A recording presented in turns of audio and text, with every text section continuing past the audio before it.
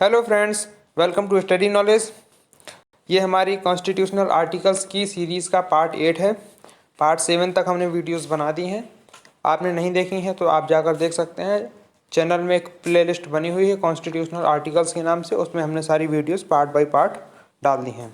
Last video part 7 में हमने article 100 तक डिस्कस कर लिया था। इसके आगे हम इस वाली वीडियो में डिस्कस करेंगे। इसके पहले एक डाउट मेरे सामने आया था एक व्यक्ति का, मैं पहले वो डाउट क्लियर कर देना चाहूँगा।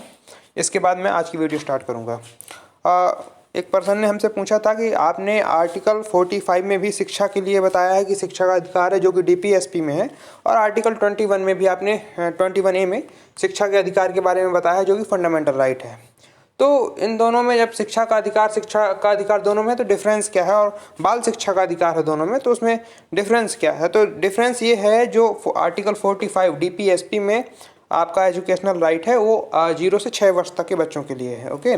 एंड जो 21A में आपका एजुकेशनल राइट है वो जो है 6 to 14 ईयर्स के बच्चों के लिए है, 6 से 14 वर्ष के बच्चों के लिए निःशुल्क शिक्षा का अधिकार। तो ये शायद डाउट्स क्लियर हो गया होगा, और भी जो आप लोगों के हों आप कमेंट में बता सकते हैं हमको। अब स्टार्ट करते हैं हम आज की वीडियो। आज की वीडियो में हम आर्टिकल 105 105 से स्टार्ट करेंगे। आर्टिकल 101 102 103 104 मैंने नहीं लिखे हैं, ये अभी तक एक भी बार नहीं पूछे गए हैं, और ना ही इनकी आगे पूछे जाने की कोई संभावना है।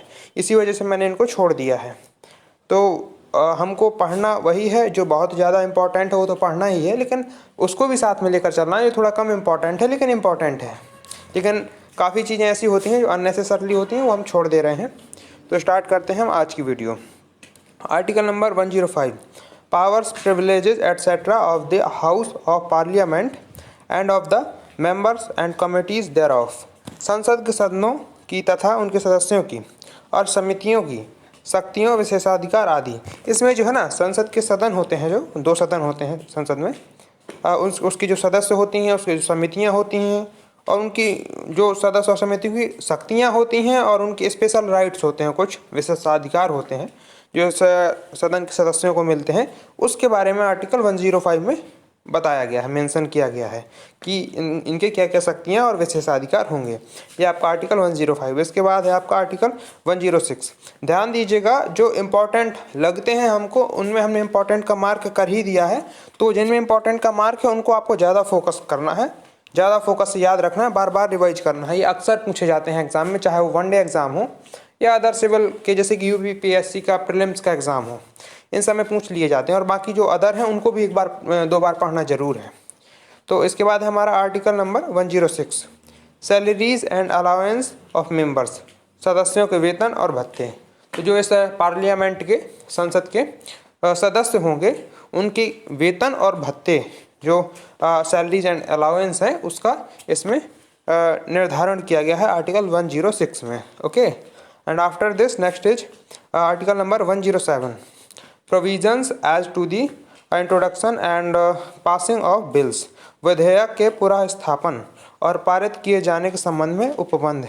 तो इन दिस आर्टिकल ये बताया गया है कि जो आपका एक विधेयक होता है, बिल होता है, जो उसमें आपका संसद में रखा जाता है, प्रेजेंट किया जाता है, यदि राष्ट्रपति के पास पारित होकर, संसद ने पारित कर दिया, राष्ट्रपति के पास वो पहुंच गया, और राष्ट्रपति ने उसको वो कर दिया कि उसने हस्ताक्षर नहीं किए और उसने वापस लौटा दिया कि मैं इस पर सहमत नहीं हूँ।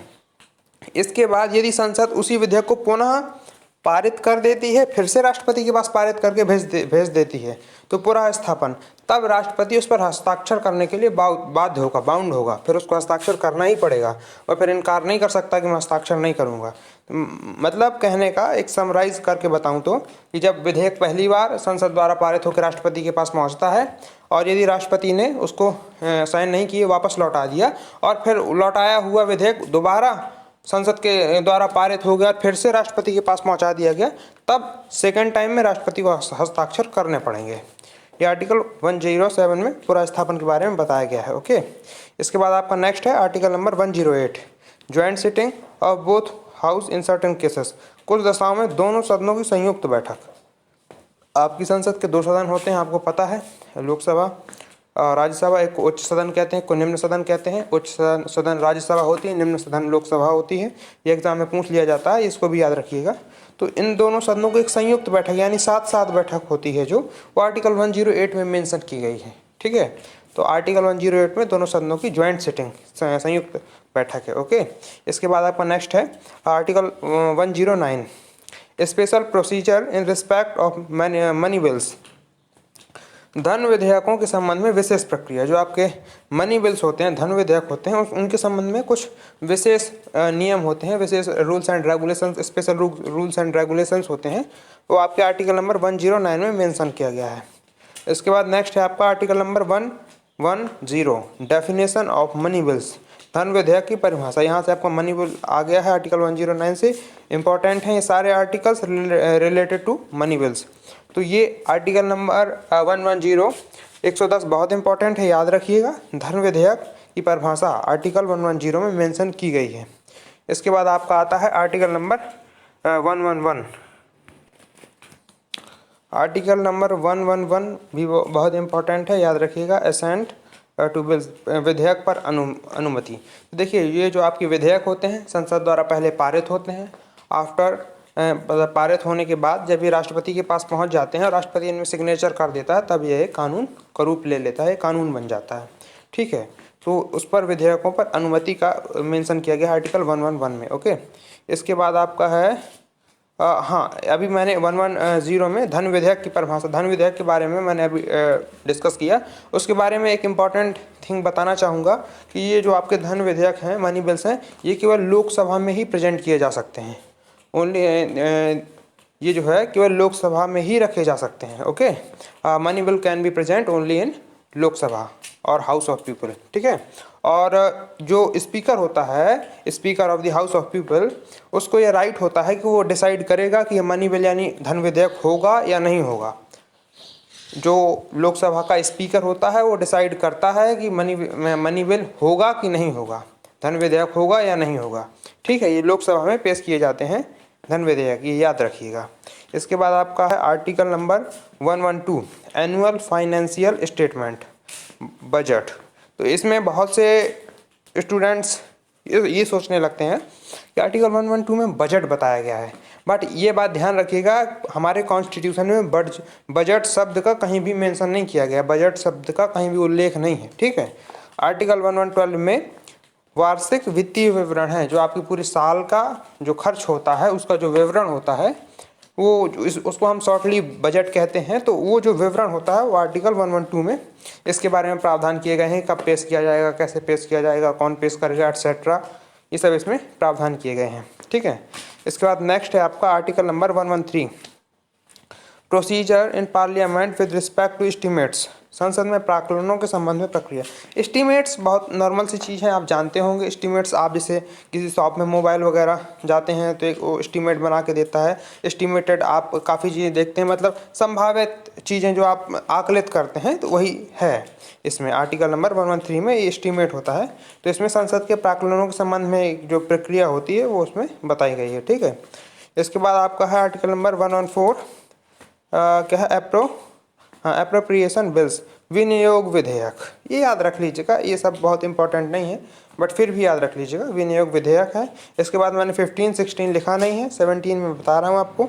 Special provisions as to financial bills, वित्त विधेयकों के बारे में विशेष उपबंध। ये जो आपके फाइनेंशियल बिल्स होते हैं, वित्त विधेयक होते हैं, इनके बारे में कुछ स्पेशल प्रोविजंस होते हैं। वो क्या होते हैं, वो आर्टिकल 117 में बताए गए हैं। ठीक है, इसके बाद आपका है आर्टिकल नंबर 120 120, 18 19 मैंने लिखा नहीं है, वो इम्पोर्टेंट नहीं था। Language to be used in parliament, संसद में प्रयोग की जाने वाली भाषा, ये इम्पोर्टेंट है, पूछ लेता है कि संसद में कौन सी भाषा यूज होगी, ये कौन सा आर्टिकल डिटरमिन करता है। तो ये आर्टिकल नंबर 120 120 ओके 120 याद रखिएगा। इसके बाद आपका है article 121, restriction on discussion in parliament, संसद में चर्चा पर निर्बंधन। ओके, इसके बाद आपका है article number 122 122, courts not to inquire into proceedings of parliament, हाँ, इसमें मैंने हिंदी नहीं लिखी है लेकिन मैं बता देता हूँ। ये क्या कह रहा है कि जो कोर्ट है हमारा, न्यायपालिका है, वह संसद की गतिविधियों में कार्य विधियों में हस्तक्षेप नहीं करेगी, उसकी इंक्वायरी नहीं कर सकती। ये आर्टिकल 122 बताता है कि संसद की जो गतिविधियां हैं, जो भी वो कार्य कर रही है, उसमें कोर्ट जो है इंक्वायरी, जांच परख नहीं कर सकता है। ये आर्टिकल 122 बताता है। इसके बाद आपका नेक्स्ट और लास्ट इस वीडियो का है article 123, power of parliament to promulgate ordinances during recess of parliament. हाँ, ये इसमें बता रहा है कि राष्ट्रपति जो है अपनी अध्यादेश जारी कर सकता है नॉर्मली, कि जब पार्लियामेंट का सेशन ना चल रहा हो, पार्लियामेंट मतलब संसद भंग चल रही हो, तब राष्ट्रपति अध्यादेश जारी कर सकता है।